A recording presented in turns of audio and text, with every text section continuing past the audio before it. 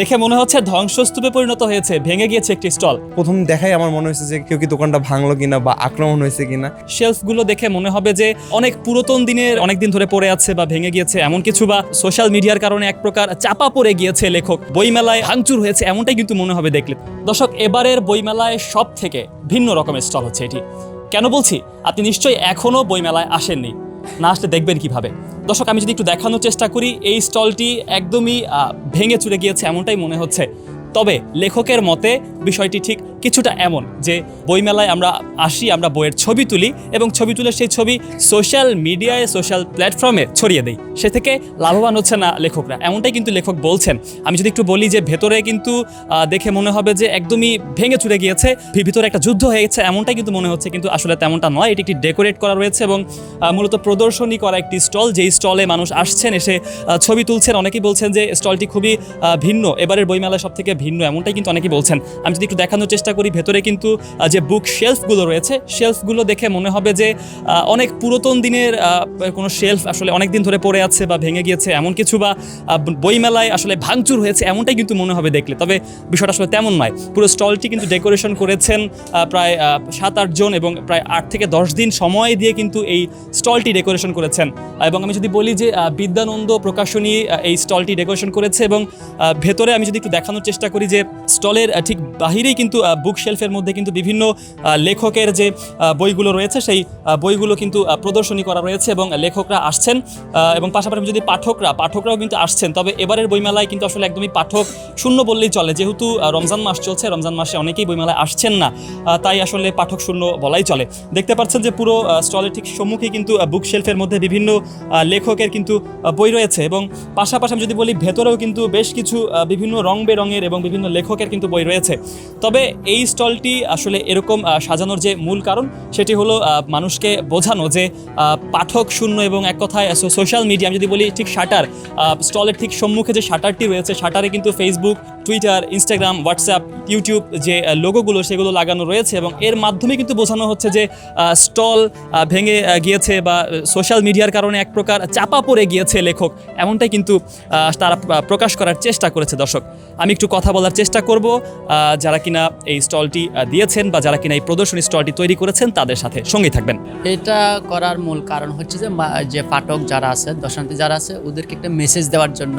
এই যে আমরা ফেসবুকে একজন লেখকের লেখা চম্বুক অংশটা আমরা কি করি, এই যে সোশ্যাল মিডিয়াতে আপনার শেয়ার করি বা দেদার্সে যেটা বলা হয়, তো এটার কারণে হয়তো লেখকের যে পাইরেসির শিকার হচ্ছে, তো ওই পাইরেসির কারণে লেখক আপনার লেখার আগ্রহ কমে যাচ্ছে। তা আমরা এটাতে প্রতিরোধ করার জন্য, পাঠকদের মেসেজ দেওয়ার জন্য এই স্টলটাই।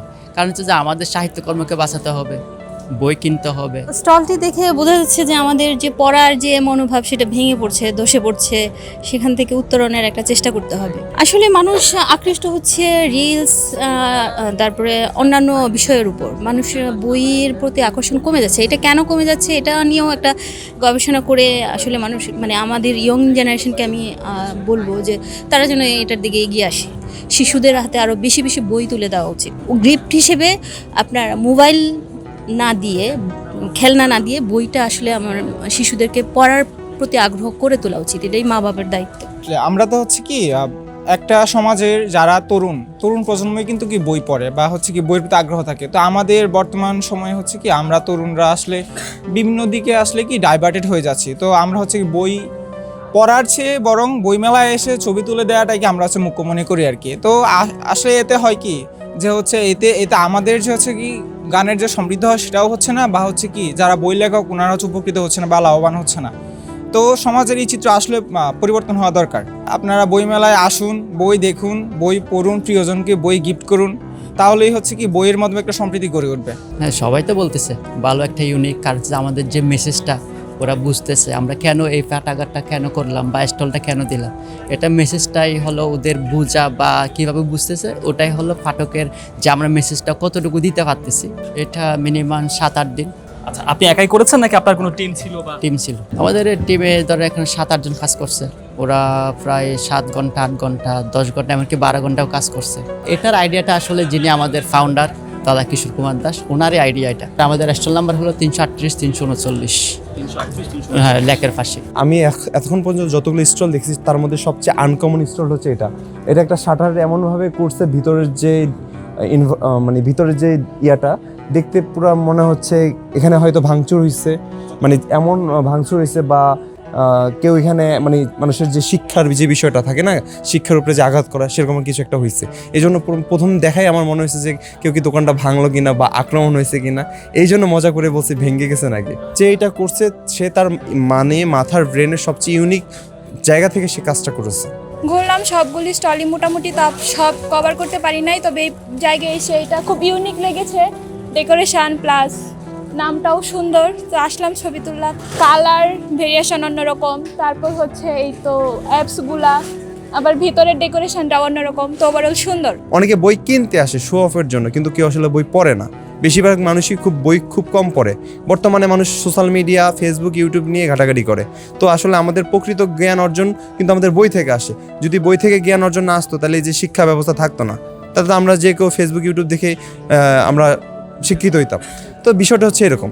লেখকরা যেহেতু লিখছে তো ওটা পড়া দরকার, শুধু ওই ফটো সেশন পর্যন্ত আবদ্ধ না রেখে তার বাইরে বই কিনা বা হচ্ছে ওই গদ্য পদ্য বা উপন্যাস যা আছে ওটা পড়লে আমার মনে হয় লেখক এবং যে পড়বে দুজনেই উপকৃত হবে বলে আমি মনে করি। শুধু এটুকুও বলবো, যদি আপনি জ্ঞান অর্জন করতে চান তাহলে আপনার কিন্তু জ্ঞানের কাছে যাইতে হবে। বই মানে যে বই মেলা বা বই স্টলগুলো থেকে আপনার এখানে আসতে হবে এবং আপনাকে বই চুজ করতে হবে। আপনি যেই ধরনের জ্ঞান অর্জন করতে চান, আপনি নিজে নিজে কিন্তু কোনো কিছু শিখতে পারবেন না, অবশ্যই আপনার একজন শিক্ষক দরকার। এবং বই হচ্ছে মানুষের এমন একটা বন্ধু যে আপনাকে অনেক কিছু দিবে। অবশ্যই আসতে হবে, দেখতে হবে, ঘুরতে হবে, আর ওভারঅল খুবই সুন্দর।